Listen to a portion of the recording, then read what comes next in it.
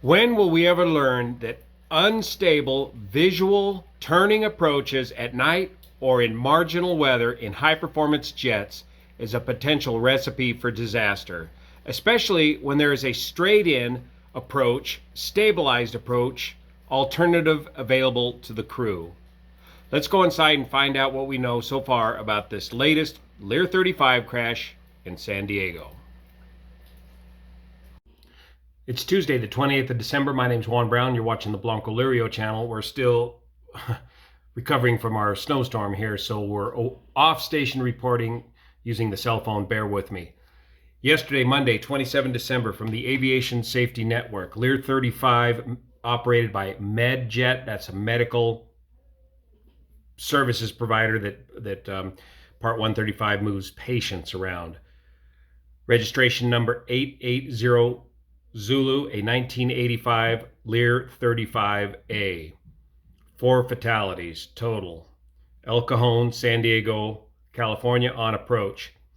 Narrative: a Learjet 35A crashed in a residential area, killing all on board. The aircraft was completing the turn for the final approach to runway 27 right at San Diego Gillespie Field, California. It struck Pepper Drive in a residential area of El Cajon, San Diego, 2.6 kilometers east of the runway threshold, and burst into flames.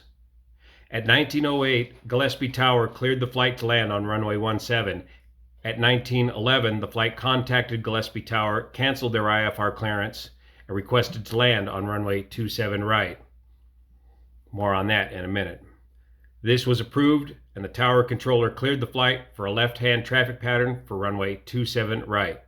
The flight crew then requested the runway lights to be turned up, to which the controller replied, "They are at 100% now."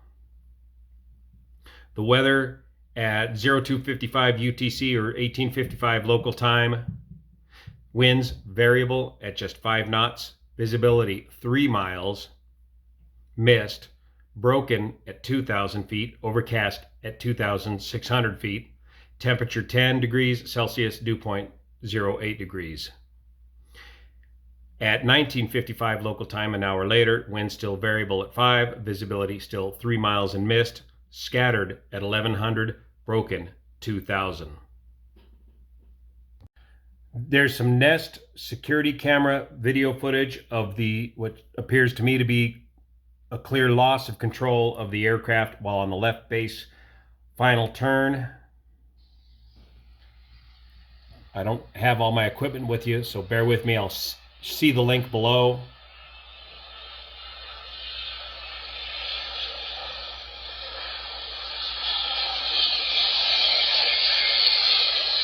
The aircraft passing overhead. There you can begin to see the landing lights.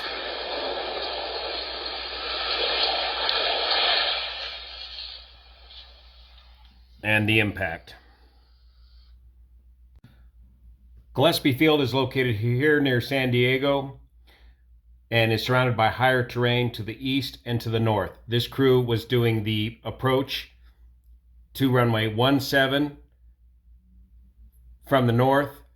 Once they broke out of the weather, they decided to go VFR, visual flight rules, and do a left 270-degree turn and land on runway 27 right, the slightly longer runway here at Gillespie Field. Let's take a closer look at that.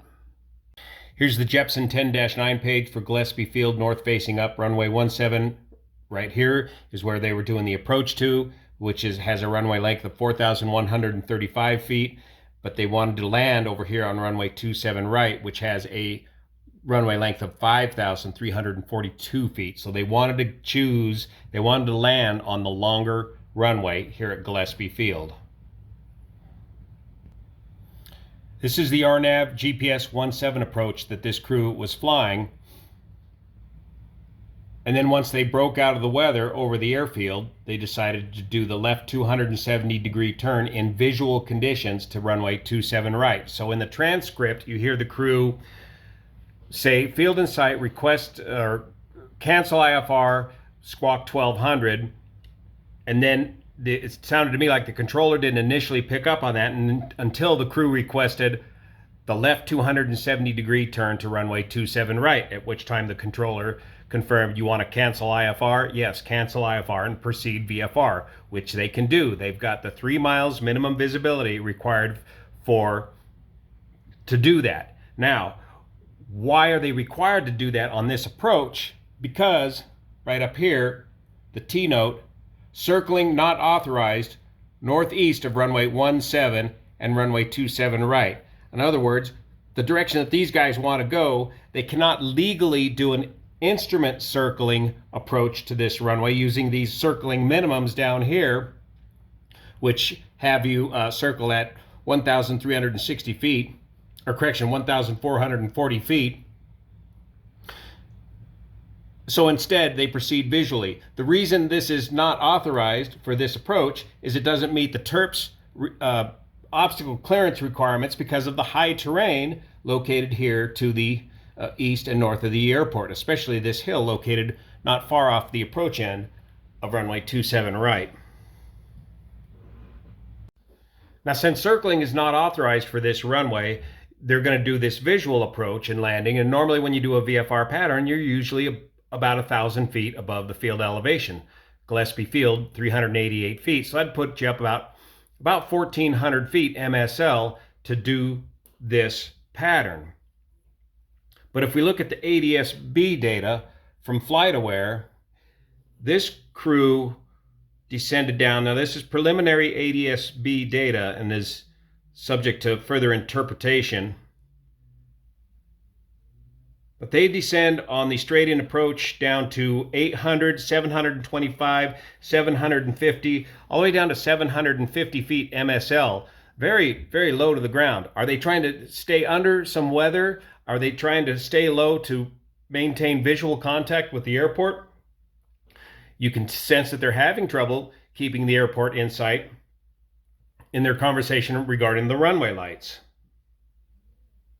The airspeed appears okay in the maneuvering portion of this approach. The ground speed is indicating about 152, 146, 154, 167 miles an hour on the ground speed. Now, regarding this altitude, they get the altitude down to about 725 feet, and then as he's beginning his turn, he starts climbing in the turn, and the last altitude readout that I have indicates 950 feet and 167 knots. Now, at this point, we don't know if he stalled the aircraft or simply just loss of control due to spatial disorientation.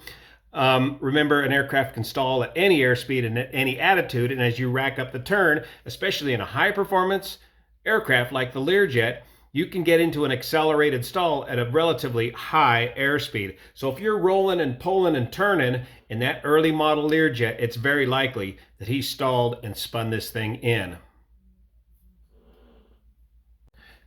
And what's especially frustrating to me, just as in the Truckee crash recently, there was a straight-in approach option for this crew. The localizer D circling approach would have given the crew a much more stable, straight-in approach for runway 27 right. Even though this is a circling approach, it would have lined them up with runway 27 right, where they wouldn't have had to go through all the maneuvering that they try to do at such a low altitude, critically close to the terrain.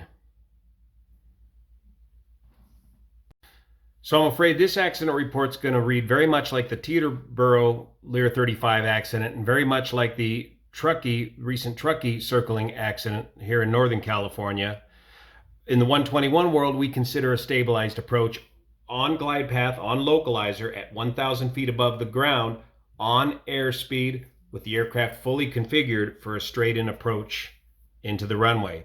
Are these kind of night visual turning approaches still commonplace in the Part 135, especially medevac flying community?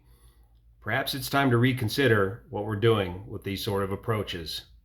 Thanks so much for your support, especially over on Patreon that makes this content possible. See the links below for further information.